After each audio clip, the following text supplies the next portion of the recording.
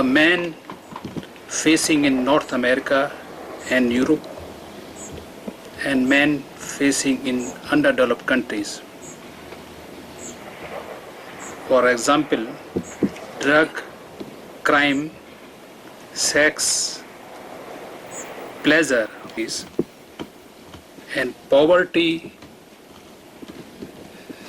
lack of education, and deaths due to malnutrition are the issues before developed countries. When man is same, why so much difference is there? The difference is artificially created by the Western nations. So they had the advantage of the technical know-how, which was born out of the Industrial Revolution. And when it went to America, with the help of the technical know-how, they exploited the resources of God's plenty there, you know. For example, there was a time when anybody could go even without a passport to the United States until 1911.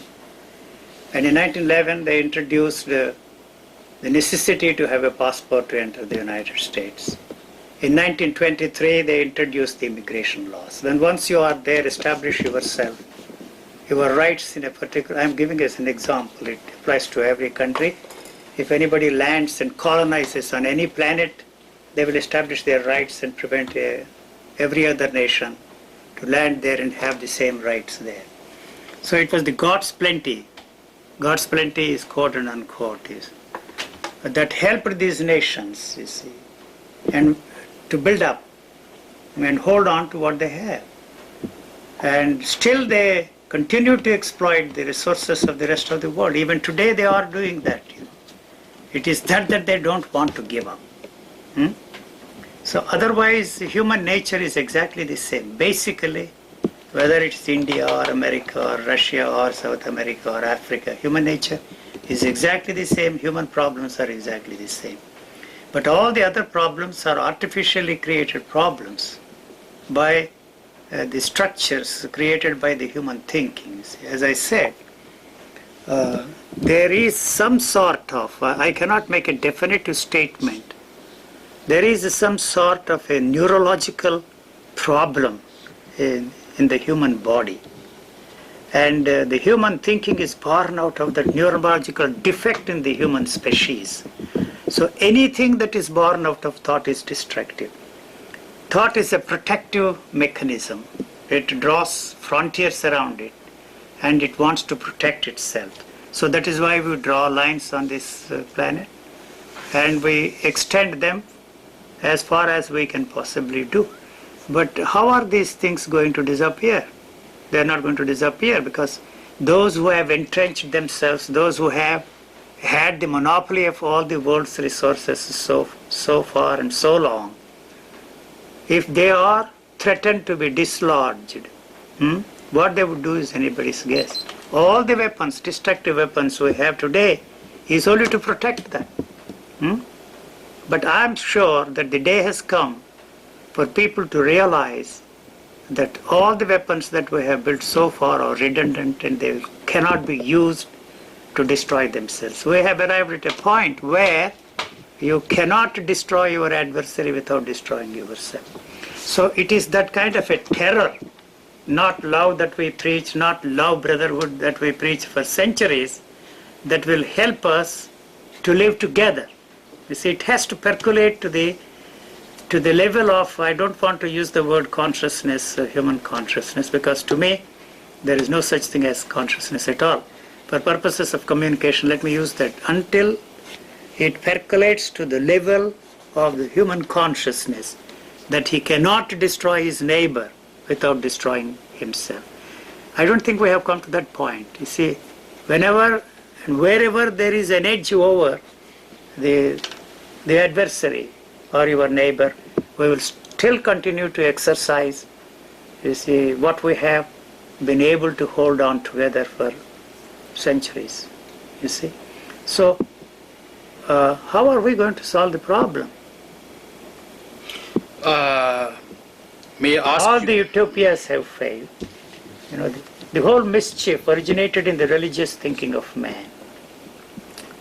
There is no use blaming the religious thinking of man, because all the political ideologies, even your legal structure, is the warty outgrowth of the religious thinking of man. And so it is not so easy to flush out the whole series of experiences that we have based upon the religious thinking of man, accumulated through centuries. There is a tendency to replace one belief with another belief, one illusion with another illusion. That's all that we can do, you know. May I ask you Yes. why it is so when in the present situation the developed nations like United States and West European countries, they know if there is a war, if there is conflict, then they have to face A total annihilation. annihilation. One Why day. it is so? Yes. Is it due to the basic nature, human nature, as people have said that the basic human nature is violent? It is. It is violence, because thought is violence. Anything that is born out of thought is destructive.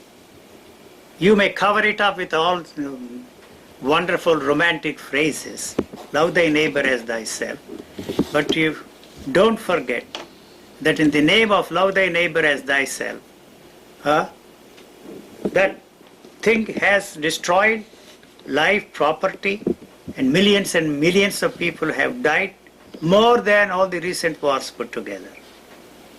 You see?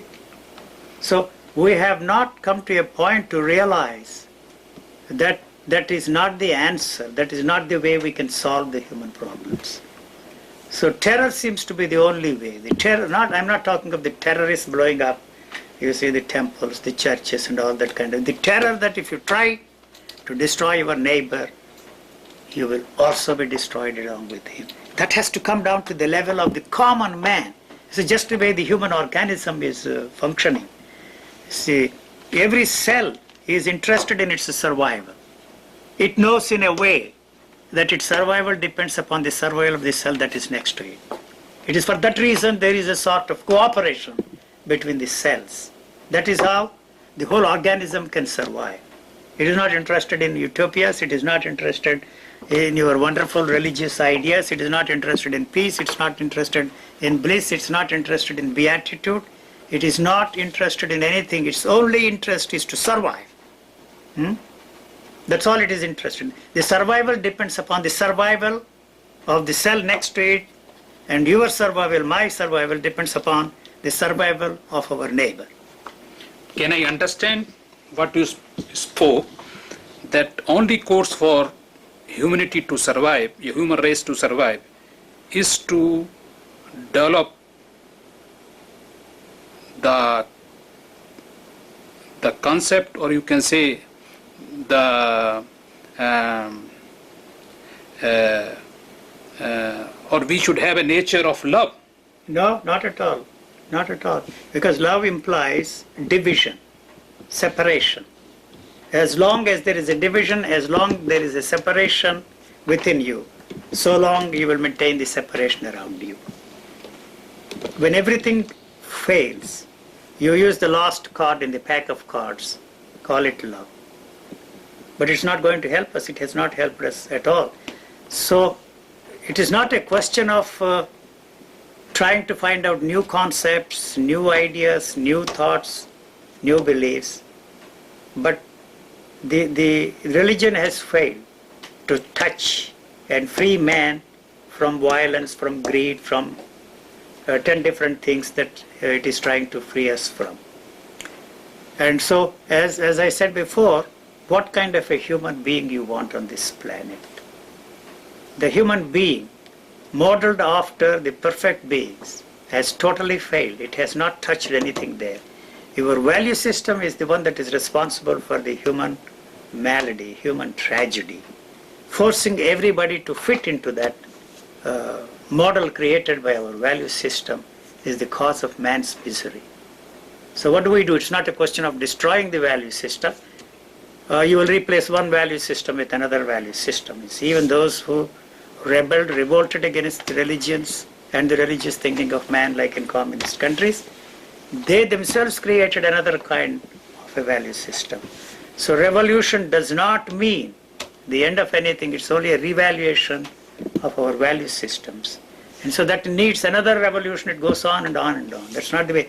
The only answer to the human problem is, if there is any answer, it is not through new ideas, it is not through new concept, it's not through any new ideology, but through bringing about a change in the chemistry of the human body. There is also a danger. When once we perfect the genetic engineering and change the human beings, there is a tendency to hand it over to the state.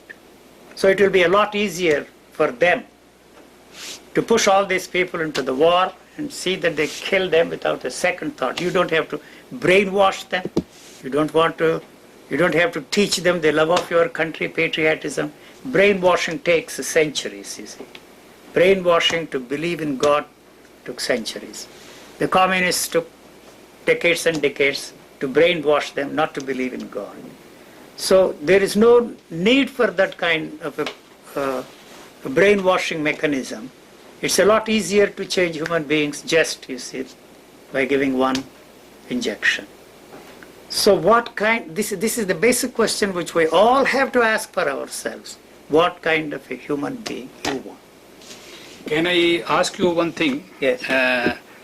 What is being said in Western world, and people are very happy and they are very much satisfied with the changes made in Soviet Union and East European countries, that rule of law and human rights are respected. People, we have a free market, we have a freedom of expression and speech. Is it a last solution to the people? Do you really think there is freedom in the United States of America? What does this mean to a starving man? The freedom of speech, the freedom of worship, the freedom of the press. He does not know how to read the newspapers. He is not interested in the freedom of speech. At least, you see, in the communist systems, they fed people, they clothed people, they sheltered people.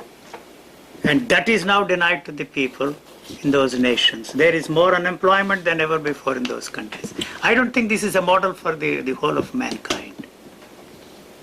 The whole system depends upon the exploitation of the resources of the world to their benefit. These laws, what are you talking? These laws are backed by force always. You know, as a lawyer, the judge can give his decision. It is always backed by force. Ultimately, it is the force that counts. We all agree that, you see, we'll submit ourselves to the decision of the judge. And if you don't want, what the recourse he has is to use violence, you know. So all the gangsters get together and create the legal structure which is favorable to them, and enforce it on others through the help of violence, through the help of force. What right do you have to create this blockade, for example, today? What is the international law that these people are talking about? I want to know. You are, as a lawyer, know. Simply because what happened to the America when they attacked, you see, occupied Grenada, a very small nation. Nobody ever objected to that. Nobody ever created a blockade there. I'm not impressed by this, the international law and the legal structure, as long as it is beneficial on your side. We talk of law. When the law fails, you use force. Don't you? Yeah. May I come to, again, certain other institutions of You are a lawyer. Human being. You are a lawyer. And the law is there only to maintain the status quo. Is it not? So you cannot talk against the status quo. It is, may I tell you, there I'm not are, blaming the law. yeah, may I tell you, Yes. there are different schools of thought in legal field. Yes. What you say, that's correct. That is But- only a theological discussion. Like the theological discussions about God, all the theologians indulge in that God is this, God is that, the ontological, teleological, cosmological proofs of the existence of God. So all the schools, different schools of law you are referring to, are no different from the theological discussions of the theologians. Do you think that I may come again with regard to I'm saying a lot of things, expressing a lot of opinions. human life? Yes. What do you think the role of marriage and family? As just now you spoke about violence. The human nature is violent. Yes. Do you think that the institution of marriage and family You see, the institution of marriage is born are helping or No, the institution of marriage is not going to disappear. In some form or the other, it will continue. As long as we demand relationships, So basically, it is a question of possessiveness, you see. There was a time when I believed that economic independence to women will solve many of the problems in India. But when I visited America, I was shockingly surprised that even those who are economically independent, women I'm talking about, wanted to possess even their drunkard husbands. The husband was beating her every day, twice on Sundays. I know many cases. I'm not generalizing, but possessiveness is the most important thing. And the basis of relationship is, what do I get out of this relationship? You see, that is the basis of all human relationships. As long as I can get what I want, the human relationships last. So the marriage institution will somehow continue, because it's not just the relationship between the two people. The children are involved, the property is involved. So it's not going to disappear overnight at all, On some pretext or the other, we use property, we use children to give continuity to the institution of marriage. The problem is so complex and so complicated. It is not so easy for anybody to come up with easy answers on that age-old institution of marriage. I can tell you one thing. A lot of couples come to see me with their problems. And unmarried couples, unwed couples, if you listen to their stories, their misery you cannot imagine. And yet they cannot part company. Unmarried couples are more miserable than married couples. So the answer is not so easy. See, I don't see, as long as we want to establish relationships, so long this institution will remain.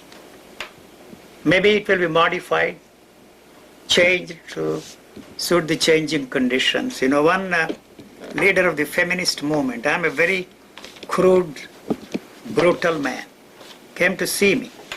She asked me, what do you think of the feminist movement? I said, I'm on your side. By all means, fight for your rights. But remember this, as long as you depend upon a man for your sexual needs, so long you are not free. The other way around also is true. You can satisfy your sexual needs with the help of a vibrator, that's a different matter. But if you want a man to satisfy your sexual needs, you are not free. To some extent you are free. You can fight for your freedom. You see, it's not so simple. You see, they can, I don't know. What do you feel when you say family is not a solution, unwed relations are not solution to the human being? I mean, male and female relations. What institution you have in mind for I such? don't have it. The institutions are responsible for the misery of mankind.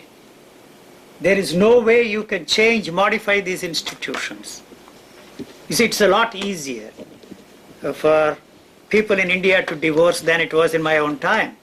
There was no question of me divorcing my wife at that time or my wife divorcing me. Now it's a lot easier. You see, the changing conditions are responsible for the changing of our ideas, but that does not mean that it has an easy, simple solution for that, you know. Will there not be any anarchy if neither you you support or you think that family marriage institutions are okay or good for the male and female relations? If they are ready to accept the misery, it's well and good. It's a miserable situation. They are not happy, are they? Then for the survival You see, of the anarchy, total anarchy is a state of being rather than a state of doing. There is no action in total anarchy. It's a state of being. So why are we frightened of anarchy? The anarchy you are talking about is the destruction of the institutions which we have built with a tremendous care, and our belief that those institutions should continue forever. So it is that we are fighting for, to preserve them in their pristine purity. Are you not worried about the future of old and children when there is no family? It is the society that has to take care of that problem. Why are you all paying taxes to the government? You know, if they don't do what they are expected to do, it is the responsibility of every individual to see that they are forced to do the things.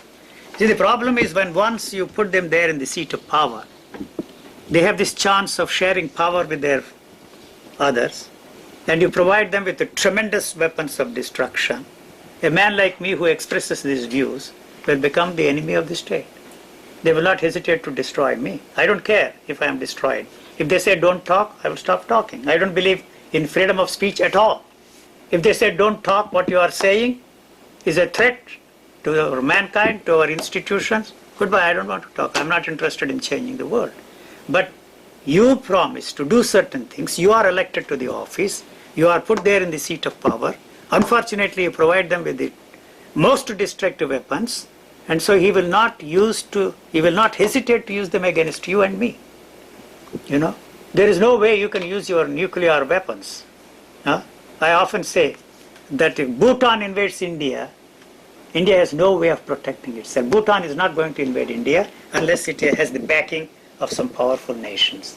You know, so we are the targets for these people.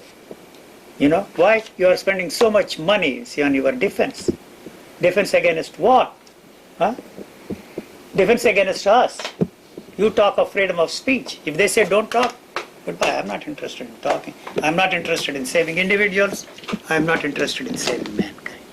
You spoke about the state collecting taxes, and state should do social security to old people and children. I do not see any reason why anybody should starve on this planet. So what are you doing to solve this problem? You may very well throw that question at me. I have not set myself up in the business of running this world. You know, they have set themselves up in the business of ruling the countries. What justification do you have to see that 40% of the people are allowed to starve in India today? It is neither spiritual, it's not, nor humane. It is not a human act. It is inhuman to let your fellow beings starve. When we have invented, the religion has invented a wonderful thing called charity. It is the most vicious and vulgar thing that we have done by creating the institution of charity. Not only that, you don't stop there and you give a Nobel Prize to somebody because of the charitable work that particular individual is doing. That's the most vicious and vulgar thing that the religious man has come up with. He has a right. Nature has provided us with bounty. So we are individually responsible for that. Don't ask me what are you doing for that. I'm not here, you see, running a crusade against the people. You have set yourself up to solve these problems. If you don't do it, something wrong, not with the leaders, but with the people who have put them there in the seat of power. And if they don't do what they are expected to do, change the governments. So I have no business to tell how to run these governments. I am not running the governments at all. What business do I have to tell them this is the way you should run the government? You know? What you spoke I of- don't believe in what we were taught in the schools. It is the responsibility of everybody, you know, to contribute his mite, his share. Other series of words you can use to see that the world remains exactly the way it has been forever. Nobody wants any change. what you spoke that state should do number of things for the people. First thing, the state has to feed, clothe, shelter everybody. Then why even a state like Switzerland Yeah. and states of Scandinavian country, when prosperity is so much, when national income is very high, why maximum suicides and maximum cases of AIDS we find in Switzerland? You see, that's a different problem. Well, what do you mean AIDS you are talking about? Not the disease AIDS. AIDS, not AIDS. AIDS. That's a mistake which we have made. One of the experiments went wrong. It's easy for us to blame the homosexuals. It's easy for us to blame the homosexuals, but the source of that is somewhere else. You read in the papers, I think it is there in that Nizam's wife died of AIDS in India. I never knew. Yes, it's there in that society Acha, that he admitted finally that his wife died of AIDS. acha. Who is responsible for that, I don't know. Somebody says it's transfusion of blood, the way out of that. It's easy. I don't know, I haven't read that article. I'm very frivolous in expressing my opinions. It doesn't matter. I'm as well informed as anybody else in this world. I have seen the world, I have seen the people. I think it's time for us to go. Thank you very much. Nice Mr. meeting Yuji. you. We have expressed opinions on everything from disease to divinity.